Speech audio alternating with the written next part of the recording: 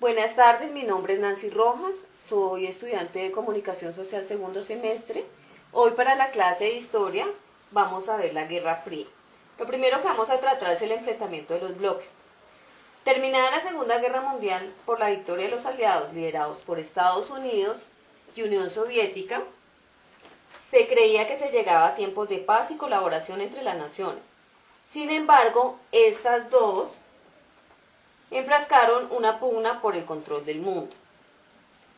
Los acuerdos firmados en Yalta y Potsdam repartieron a Europa en dos sectores, el central y el oriental. El central estaba controlado por Inglaterra, que era aliado de Estados Unidos, y el oriental por Unión Soviética, con unos territorios centrales que eran Alemania y Australia. Se seguiría en disputa porque no se lograba establecer qué territorio se iba a dejar para cada quien.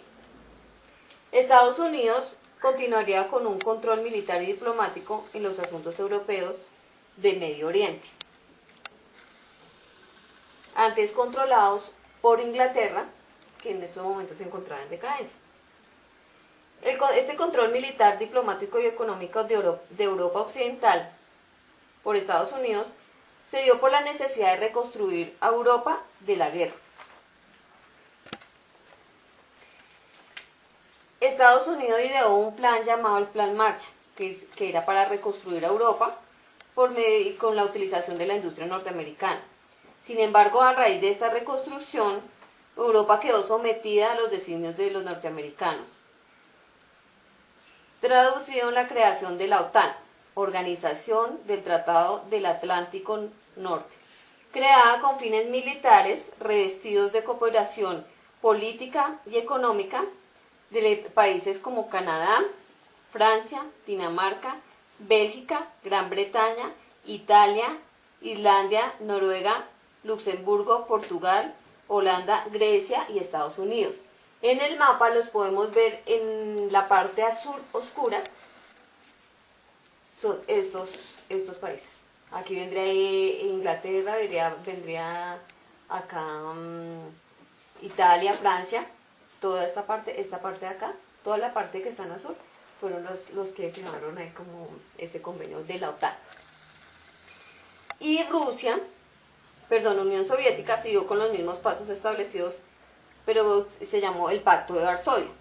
Entre ellos está Albania, Checoslovaquia, Bulgaria, Rumania, Polonia, Hungría, Mongolia, República Democrática de Alemania y pues la Unión Soviética, que realmente formaban todos estos países, era toda esta parte, y los aliados que eran estos de acá. Toda la parte que vemos aquí como en rosado, entre rojos rosado. La parte de los aliados de Estados Unidos, los que vemos en azul claro, en azul clarito. Y los países que en estos momentos no se encontraban en ninguno de los dos eran estos países que eran las otras, que eran como las colonias. La rivalidad de estos dos grupos se sustentó por una lucha ideológica entre el liberalismo capitalista, que era Estados Unidos, y el comunismo, que era la Unión Soviética. Pero en realidad lo que esta guerra quería era el dominio de la mayor parte del mundo. Esta dominación llevó al origen de las políticas de bloques, que escaló hasta el punto de dividir a Berlín en dos. Lo mismo ocurrió con Corea, y en Medio Oriente sucedieron hechos similares, pero ya con armas bélicas. Es decir, acá donde está Alemania, capital Berlín, en el momento de la división se creó el muro de Berlín, donde se partía una parte de Alemania para la Unión Soviética y otra parte de Alemania con el control de Inglaterra.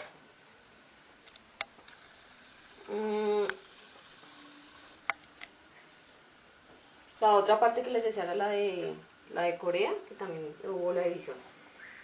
La lucha de estos dos bloques propició la denominada carrera armamentista, donde se debían tener las mayores y más letales armas. En esas encontramos la bomba atómica o cohetes de alcance intercontinental.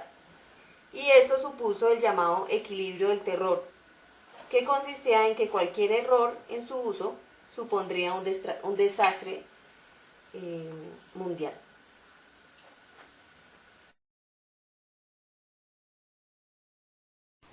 Descolonización y tercer mundo es el segundo tema a tratar. Antes del comienzo de la Segunda Guerra Mundial existían colonias como Inglaterra, Francia y Alemania, que resultaron decisivas en el trámite de la guerra, pues de allí se sacaron materias primas y ejércitos. Sin embargo, al finalizar la guerra, las potencias triunfantes hablaron de descolonización como principio de los pueblos libres, lo que dio aire a las colonias para buscar independencia. China, India, Afganistán y países de África como Egipto, Argelia y Angola protagonizaron procesos de descolonización. Vienen a ser los países que encontramos en color beige, son los países que empezaron a descolonizarse. Esos, al descolonizarse, pues tuvieron un resultado agridulce, pues quedaron con problemas económicos, sociales y económicos muy graves. Entre esos problemas tenemos el sistema de producción que era feudal, es decir, que se reducía a la clase dominante, quien eran los que ganaban. La economía estaba basada en la extracción de materias primas y no tenían un andamiaje industrial para hacerlo. Adicional a estos problemas, habían unos problemas sociales críticos, como eran las altas tasas de alfabetismo, las luchas internas, los desplazamientos de las poblaciones, las costumbres autóctonas que chocaban con las que se habían dejado por las potencias colonizadas. En conclusión, los países liberados del yugo de las potencias, pero no del yugo de la miseria. Es decir, el 65% de la población mundial son países subdesarrollados, infradesarrollados o del tercer mundo. Han existido intentos de unión entre estos países, procurando no inscribirse en ningún bloque. Sin embargo, su lucha continúa hasta nuestros días sin mayor avance.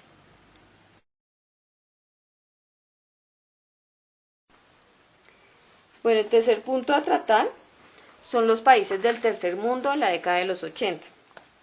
La década de los 80 supuso para los países del tercer mundo una crisis constante, debido al pago de la deuda externa, la cual crecía a pasos gigantescos. En gran parte, el Producto Interno Bruto se utilizaba para pagar los intereses de dicha deuda, lo cual generaba problemas sociales por la falta de inversión interna. Algunas características de la década de los 80 en África. Entonces, primero, la colonización y el racismo. Segundo, Estados Unidos, Francia, Italia, Japón, Israel, Canadá, Alemania monopolizaron las actividades como agricultura, ganadería y minería en este continente. Una minoría blanca, menos del 5% de la población negra, empieza a legislar, y a la población negra y asiática le dan un trato que termina siendo esclavitud. Entre esto encuentran que los separan las razas en las escuelas, se crean los guetos, no se pueden adquirir propiedades, los negros no pueden adquirir propiedades, se legislan los empleos y se reprime en el parlamento a los negros y a los asiáticos. No pueden ingresar a las casas de los blancos los negros, no tienen representación obrera y son excluidos de las asociaciones culturales. Tienen horarios específicos para ir a sitios públicos como bibliotecas, zoológicos, galerías de arte. Por cualquier motivo los destierran, no pueden votar, no tienen derecho a la participación en el gobierno, el estudio para ellos no es gratuito. Otra característica, la quinta, es que Sudáfrica es la zona más industrializada, donde el mayor ingreso lo terminan teniendo los blancos. Sexta, aprendían inglés y afrikaans para escuchar órdenes, pero el aprender este idioma dio pie para protestas estudiantiles en el año de 1976, las cuales fueron reprimidas. Durante muchos años los grupos sudafricanos buscaron ayuda con las organizaciones internacionales. Esto no fue en vano y en 1991 La política separatista de apartheid, símbolo de la opresión racial, llegó a su fin. El Parlamento africano derogó las leyes segregacionistas y después de 26 años de opresión y oponerse a la opresión racial, salió el líder sudafricano Nelson Mandela en libertad, quien fue escogido como presidente de su nación en 1994. Ahora revisando Asia en la década de los 80, en Oriente Medio durante esta época fue conflictiva por las invasiones de Israel en los territorios y el no reconocimiento de Palestina como Estado, permitiendo el surgimiento de rebeliones. La más conocida fue la Infada, que consistía en acciones de resistencia diarias para obligar a Israel que saliera de los territorios ilegales ocupados. La situación aún persiste en estos momentos. Otro es que Irak persiste con un conflicto bélico por el interés occidental de sus campos petroleros. Irak con fuerte presencia de Estados Unidos. Y en Latinoamérica para los años 80 se declara como una década perdida debido a la salida del capital, por la deuda externa, la salida del capital y la poca inversión interna, aumenta la pobreza, hay caída de salarios, de los salarios mínimos. Las crisis económicas y políticas afectan a los gobiernos porque pierden credibilidad y legitimidad. Y los programas sociales empiezan a ser privatizados. En 1990, Bush determina el final de la etapa militarista y el inicio de una nueva fase democrática, la cual llamó Iniciativa de las Américas. En ello se respetaban los derechos humanos y se luchaba contra la corrupción. Pese a las buenas intenciones, Latinoamérica empieza a chocar con tal iniciativa.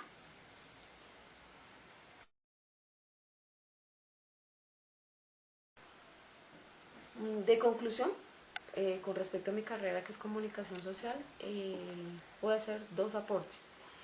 El primero, me parece muy importante tener claros estos temas, pues son los fundamentos donde se mueven política, económica y socialmente el mundo. Son las bases, es donde a raíz de eso vienen muchas cosas. La segunda es que al tener el conocimiento y dominar los temas vistos, nos orientan y nos ubican en un marco histórico. Con este podemos comprender la problemática actual que se presenta a nivel mundial.